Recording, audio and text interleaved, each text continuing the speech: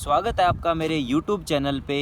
आशा करता हूँ कि आपने दीपावली बहुत अच्छे से बनाई है और दीपावली की छुट्टियों के बाद अब एथलीट का रेस्ट 2-3 दिन का आपका वैसे ही दीपावली पे रेस्ट रहा होगा। उसके बाद अब आप दोबारा ट्रैक पे आओगे, तो उस हिसाब से मैं एक आपके लिए बहुत ही इम्पोर्टेंट वीडियो लेके आया हूँ जो आपके एथलीट के साथ साथ आपके पेरेंट्स के लिए भी बहुत महत्वपूर्ण है। इस वीडियो में मैं आपको ये बताऊंगा कि किस तरह आपको अंडर 14 के बच्चों को ट्रेनिंग करानी है और क्या क्या चीज़ों का ध्यान रखना है जो पेरेंट्स ध्यान रख सकते हैं और एथलीट ध्यान रख सकते हैं, कोच ध्यान रख सकते हैं। उन तथ्यों के बारे में आज हम जानेंगे। उसके अलावा जैसे अंडर 14 और अंडर 11 जो होता है वो स्टार्टिंग पॉइंट होता है एथलीट का, वहाँ से आपको किस तरह आगे की तरफ जाना है और आप एक अच्छे और अंतर्राष्ट्रीय स्तर और ओलंपिक लेवल के एथलीट बन सकते हैं। मेरे पास जो टीम है वो तकरीबन अंडर 14 की है, जिसमें से 30 से 40 बच्चे हैं। हर साल सब जूनियर और जूनियर नेशनल के लिए सेलेक्ट होते हैं और इस बार जो नेशनल कुछ ऐसे प्लेयर हैं जो नेशनल मेडल के भी दावेदार हैं। इसके अलावा लोकल टूर्नामेंटों में राजस्थान, हरियाणा में हर साल बहुत सी जगह से इन अंडर 14 की टीम के अनुसार मैंने बेस्ट एकेडमी अवार्ड उठाया है। तो उस हिसाब से सभी पूछते हैं कि आप अंडर 14 की टीम को इतनी कैसे इम्प्रूवमेंट ले आके इतनी जल्दी ट्रेनिंग करवा के आपने इनको एक अच्छे प्रो प्लेयर आपने तैयार किए हैं। उनके बारे में मैं आज उन सभी जो आपने किसी के गार्जियन ने कमेंट कर रखे हैं, किसी एथलीट ने कमेंट कर रखे हैं, आज उनका सभी का मैं आपको जवाब दूंगा संतुष्टि से। और इसके बारे में मैं पूरी डिटेल से आपको ये जानकारी दूंगा किस तरह आपको अंडर 14 के बच्चों को तैयार करना है। तो आप ये वीडियो लास्ट तक ज़रूर देखें। तो सबसे पहले आप बहुत से पेरेंट्स ने ये कमेंट कर रखे हैं कि हम किस एज में अपने बच्चों को एथलेटिक की ट्रेनिंग दे सकते हैं। तो आप 9 से 10 साल के बच्चों को एथलेटिक में डाल सकते हैं। उसमें आपको धीरे धीरे कुछ बातों का ध्यान रखना होगा, उन्हीं पे हम आज अच्छे से गौर करेंगे। जो सबसे मैं आज ये देखता हूँ हर जगह आप सोशल मीडिया पे वीडियो, कुछ कोचेज अपने नाम कमाने के चक्कर में बच्चों को गलत ट्रेनिंग करा रहे हैं अंडर 14। और अंडर 14 एक ऐसी एज है जिसमें आप एक बार आपने गलत ट्रेनिंग कर ली, उसके बाद आपका इम्प्रूवमेंट कभी नहीं होगा। उसके अलावा बहुत सी आपके बॉडी को हानियाँ भी हो सकती है, आपकी ग्रोथ रुक सकती है, जो गलत ट्रेनिंग का नतीजा है। तो आपको एक अच्छे एथलीट बनने के लिए जो स्टार्टिंग जो आपकी नींव है, किसी भी आप मकान को देखो उसकी नींव अच्छी होना बहुत ज़रूरी है। अगर नींव अच्छी नहीं होगी तो आगे जाके वो मकान टिक नहीं पाएगा। उसी बारे में हम अंडर 14 जैसे एक एथलेटिक की नींव है उसके बारे में ये बताना चाहूँगा कि आप उन बच्चों को इस तरह गलत ट्रेनिंग मत दीजिए। इससे अच्छा है कि आप उनको कहीं अच्छी जगह जाके अच्छी जगह भेजकर उनको ट्रेनिंग दीजिए।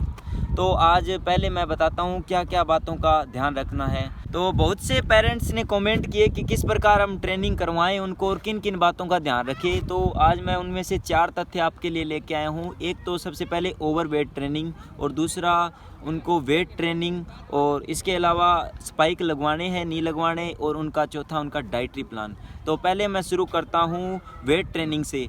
तो जो अंडर 14 के बच्चे हैं तो मैं बहुत से वीडियो देखता हूँ कि उनमें बच्चों को वेट लगवाया जा रहा है। तो आपको ऐसा बिल्कुल नहीं करना है।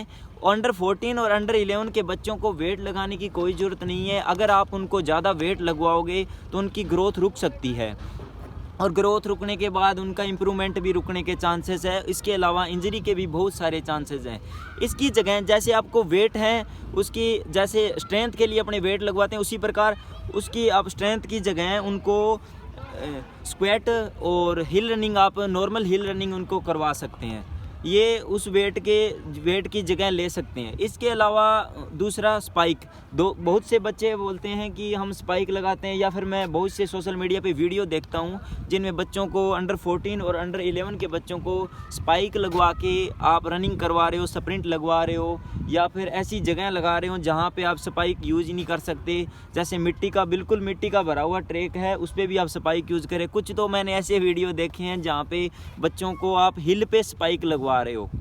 तो ऐसा आपको बिल्कुल नहीं करना है। जो ये स्पाइक होती है, ये अंडर 14 के ऊपर के बच्चों के लिए बनी होती है।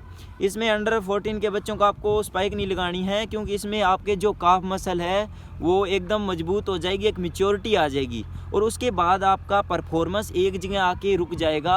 अंडर 14 के बच्चों को बिल्कुल आपको स्पाइक नहीं लगवानी है, लाइट वेट ट्रेनिंग करवानी है। इसके अलावा मैं हिल रनिंग में आपको स्पाइक की क्या जरूरत है, आप ग्रासिंग और उस जो मिट्टी का ट्रैक है उस पर यूज कीजिए। इसमें हिल रनिंग में कुछ जगह मतलब मैं देखता हूँ कि बहुत सारी मिट्टी पड़ी है ग्राउंड में, फिर भी स्पाइक से बच्चे दौड़ रहे हैं। उनकी नेल का भी ध्यान नहीं रखते कि नेल आपको जो अलग अलग, जैसे आप सिंथेटिक ट्रैक पे हो, जैसे अंडर 14 से ऊपर के बच्चे हैं तो उनको आप सिंथेटिक ट्रैक पे अलग नेल लगेगा उनके अंदर, और जो ग्रासिंग ट्रैक है उन पे अलग नेल लगेगा। ऐसा नहीं है, हर जगह कुछ बच्चे सिंथेटिक ग्रासिंग ट्रैक वाली नेल स्पाइक उस पे उठा के ले आते हैं सिंथेटिक ट्रैक पे, तो उनका भी आपको पहले कोच की जिम्मेवारी होती है ये बच्चों को बताने की। पेरेंट्स भी गेम के बारे में इतना नहीं जानते, वो आपके पास छोड़ के चले जाते हैं, उसके बाद आपका रिस्पॉन्सिबिलिटी बनती है उनको किस तरह ट्रेनिंग करनी है, सही करवानी है, गलत करवानी है। अगर आपको गलत ट्रेनिंग करवा रहे हो तो आप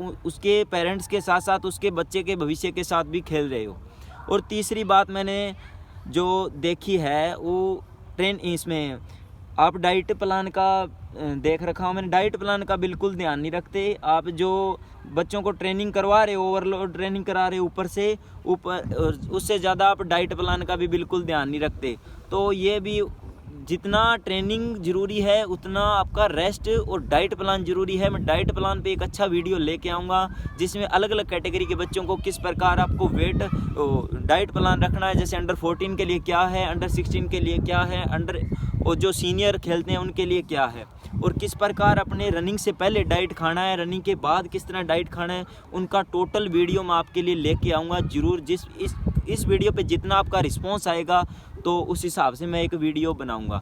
तो उनको आपको डाइट प्लान का भी बिल्कुल ध्यान रखना है। जितना आप ओवरवेट उनको ट्रेनिंग करा रहे हो उससे इम्पोर्टेंट ज़्यादा है उनकी डाइट क्या दे रहे हैं, उनको किस प्रकार आपने डाइट प्लान को डिवाइड कर रखा है, क्या चीज़ क्या टाइम खानी है। अंतिम जो है हमारा ओवर ट्रेनिंग, मैं मैक्सिमम वीडियो में यही बातें देखता हूँ और बहुत से बच्चों के कमेंट आते हैं मेरे पास कि हमको 2 साल 3 साल हो गए रनिंग करते हुए लेकिन हमारा परफॉर्मेंस बिल्कुल नहीं आ रहा है जी, हम पता नहीं ट्रेनिंग हम 2-2 3-3 4-4 घंटा कर रहे हैं और लेकिन फिर भी हमारा परफॉर्मेंस नहीं आ रहा है। लेकिन उसका जो ट्रेनिंग का जो मेन इश्यू है नहीं आने का परफॉर्मेंस, वो है उनको ओवर ट्रेनिंग करवाई जा रही है। जैसे अंडर 14 के बच्चे हैं तो उनके पास जो उनके कोच हैं उनको ये भी पता नहीं है कि इसमें कौन कौन से इवेंट आते हैं, जो आप स्कूली में कौन से इवेंट आते हैं, AFI कौन से इवेंट कराती है, तो उस हिसाब से उनको 10-10 12-12 किलोमीटर दौड़ाते हैं। जो एक मेरे हिसाब से मेरा जो मापदंड है, जितना मेरा एक्सपीरियंस है, मैं तो उस हिसाब से आपको बता रहा हूँ कि उतना आपको दौड़ने की ज़रूरत नहीं है। अंडर 14 वाले बच्चों को आप इतना ओवर करोगे तो आगे जाके आपको बहुत लंबा, आपका जो सफ़र है बहुत लंबा है। तो उस हिसाब से आप इतनी ओवर ट्रेनिंग नहीं करनी है। आपको ज़्यादा से ज़्यादा इंड्योरेंस और स्ट्रेंथ के लिए 4 से 5 किलोमीटर रनिंग लगा सकते हैं। वो भी आपको वीकली 1 या 2 बार होगा, जिस प्रकार आपका टूर्नामेंट का दिन रहा है या फिर जो आपके अंदर इंड्योरेंस है वो आपका कोच चेक करेगा, प्लस बीट है, ये चीज़ें आपको ध्यान में रखते हुए उस आधार पर आपका वर्कआउट बनेगा। और इसके अलावा मैं उनको यही नसीहत दूंगा कि आप पहले उन बच्चों का चेक कीजिए कि उनके कौन कौन से इवेंट है अंडर 14 में और कौन कौन से उनकी कितना टाइम ट्रेनिंग इवेंट में रहा है, कब उनका कंपटीशन है, उस हिसाब से ट्रेनिंग करवाइए। इसके अलावा आपको मैंने ये 4 चीज़ें बताई हैं, इन बातों का आपको बहुत ध्यान रखना है। इसके अलावा आप जो बच्चे हैं, मैं बहुत से देखता हूँ कि आप कहीं ऑनलाइन देखते हैं वर्कआउट और इस हिसाब से बच्चों को करवा देते हैं, तो उस आधार पे आपका परफॉर्मेंस आने का कोई चांस नहीं है।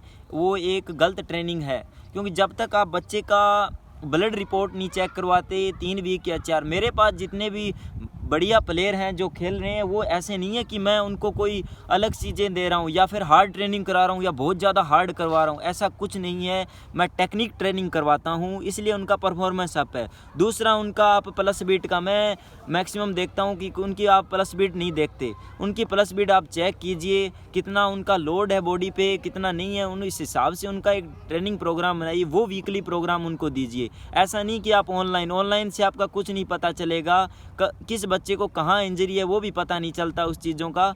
ये तो अब आधुनिक युग में आपने बना रखा है, बाकी मैं इस चीज़ को नहीं मानता।